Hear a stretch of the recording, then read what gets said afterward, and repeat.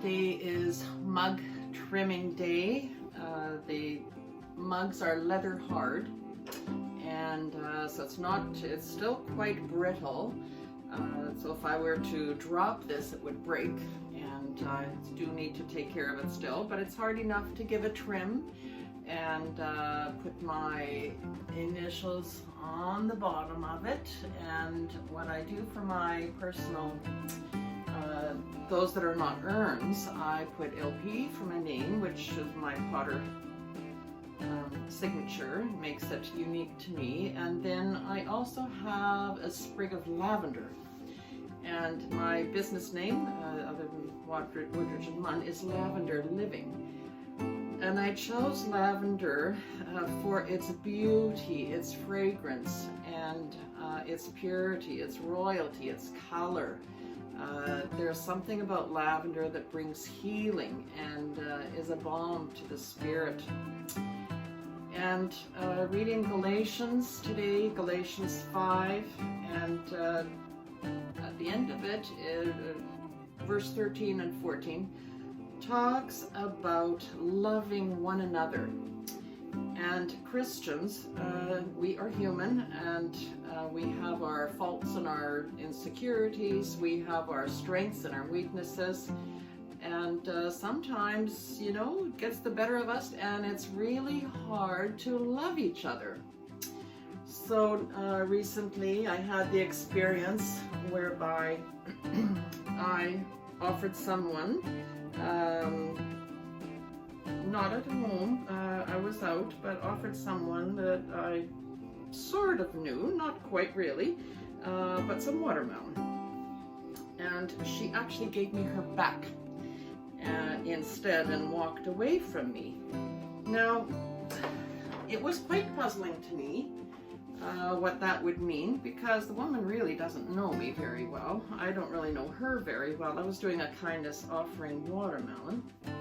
And sometimes you think, well, have we offended someone in a way that we don't know? And I mean, you can drive yourself crazy thinking up what ifs, and it's certainly not in my interest to go after people and say, well, why did you talk to me? That does not make any sense. You have to deal with your stuff. So what went through my head was basically initially a feeling of, ooh, wow, that didn't feel very good. And then it was the feeling of, I have not walked in her shoes. I don't know what that woman is going through. I have no idea the sorrow in her heart or in her mind, and what triggers may have been pulled. Maybe it was the watermelon. Maybe it was that she had to get to a bathroom and she had to leave right now. You never know what is behind some of these things and behaviors that people do. But what does Christ tell us to do as Christians, as Jesus followers?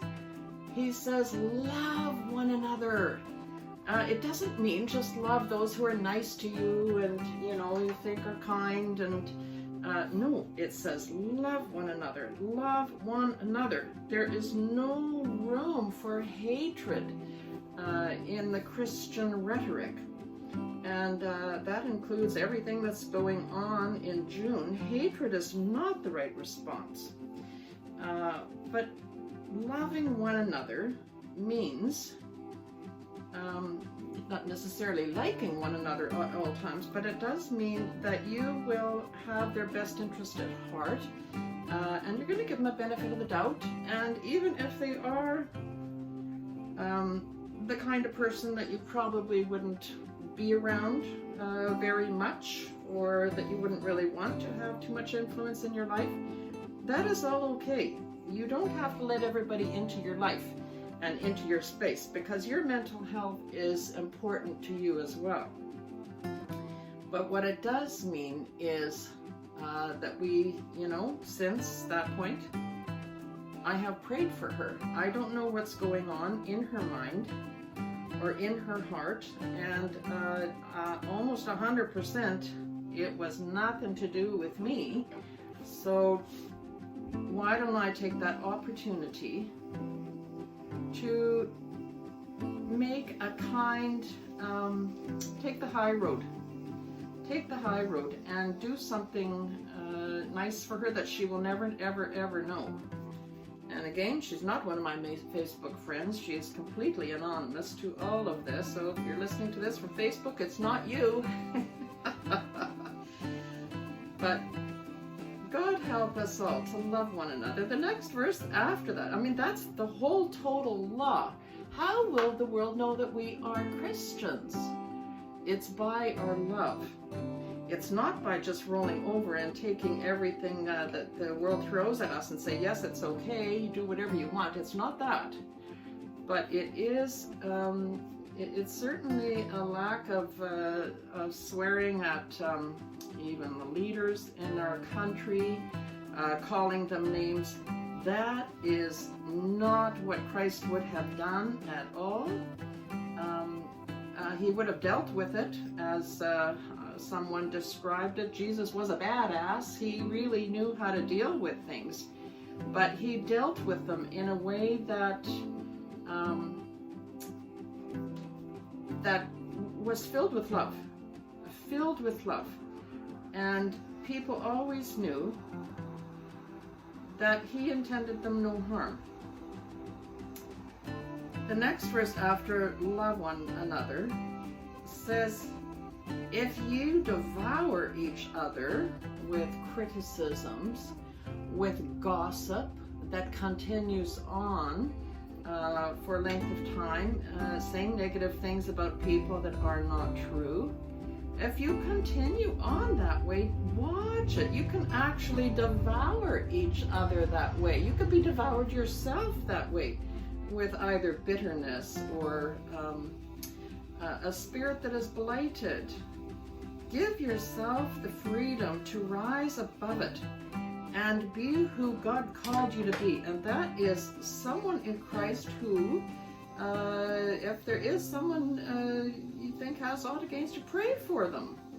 If you think someone doesn't like you, pray for them. If you think you don't like somebody, pray for yourself. Because really, what you do have to do as Christians, God commands us to love. And that is not just the lovely. That are those who are, that is loving those who are struggling, those who are finding themselves in difficult circumstances and maybe not showing their best behavior. And truth be told, that's all of us at some point in time in our life or another. But that is not where we need to stay, right? God calls us, take the high road and be obedient. Be obedient to his Spirit.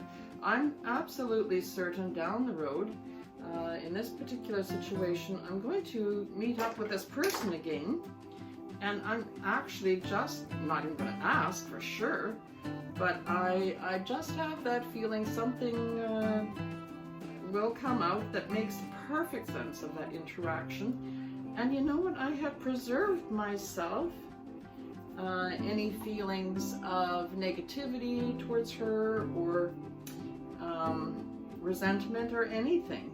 Self-debasement, no, there's no room for it. No room for it. That is not what God calls us to be. God calls us to be free, and we free ourselves by loving people. So, trimming up mugs today and just thinking about Galatians, and hopefully, you know, as we put our mark on what we create in our lives, and you are creating your life, you're creating your legacy, you are creating the rhetoric that your children and grandchildren will speak about you right now.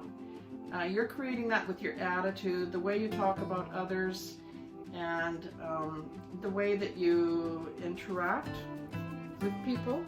So why not make it something beautiful? Why not make it purposefully?